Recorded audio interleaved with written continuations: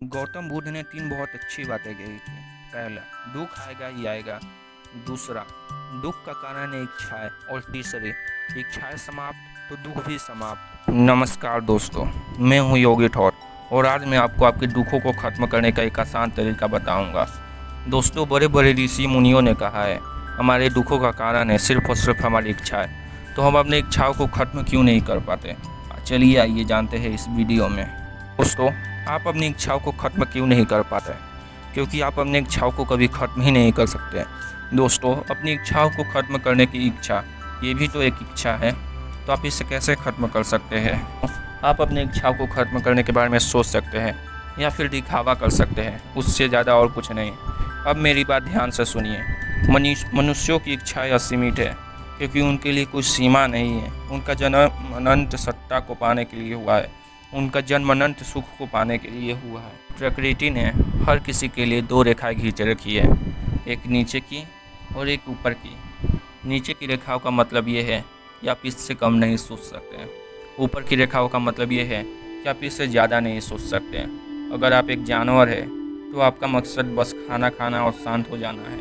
आपने जानवरों को देखा होगा कि अगर वे खाना खाते हैं तो वे खाने के बाद शांत हो जाते हैं। उन्हें और कुछ नहीं चाहिए होता है क्योंकि उनकी सीमाएं होती है। वो 2 रेखाओं के बीच में फंसे होते हैं हमेशा। पर इंसानों के साथ ऐसा नहीं है। उनके लिए नीचे की रेखा तो है पर ऊपर उनके लिए कोई लाइन नहीं है। इसका मतलब ये है कि उनका जन्म कुछ अनंत के लिए हुआ है। उनको वो हासिल कर सकते हैं जो कोई और नहीं कर सकता। एक और बात, हमारे दुखों का कारण हमारी इच्छाएं नहीं होती बल्कि अधूरी इच्छाएं होती है। अगर हमारी इच्छा पूरी हो जाती है तो हम खुश हो जाते हैं, पर हमारी इच्छाएं अधूरी रहती है तभी हम दुखी होते हैं। दोस्तों, मेरी बात को ज़रा ध्यान से सुनिए। अगर कोई आपको इस दुनिया या इस पूरे यूनिवर्स का मालिक बना दे तो क्या आपकी इच्छाएं खत्म हो जाएगी? नहीं, आप कुछ और पाने की कोशिश करेंगे। आप दूसरी दुनिया और दूसरे यूनिवर्स के बारे में सोचेंगे। ये इस बात का संकेत है कि आपका जन्म कुछ असीमित पाने के लिए हुआ है जिसकी कोई सीमा नहीं है। पर वो असीम आपकी इंद्रियों का विषय नहीं, आपके मन का विषय नहीं। अगर आप कुछ ऐसा पाने की कोशिश कर रहे हैं जो आपके मन और आपके इंद्रियों का विषय है तो आपको केवल दुख ही मिलेगा, क्योंकि भौतिकता केवल आपको दुख ही देती है। इंद्रियों और मन से आप केवल भौतिक चीज़ों को पा सकते हैं जो आपके दुखों का कारण है। इससे ज़्यादा आप कुछ और नहीं पा सकते। आपका जन्म कुछ ऐसा पाने के लिए हुआ है जो आपके इंद्रियों का विषय ना हो, आपके मन का विषय ना हो।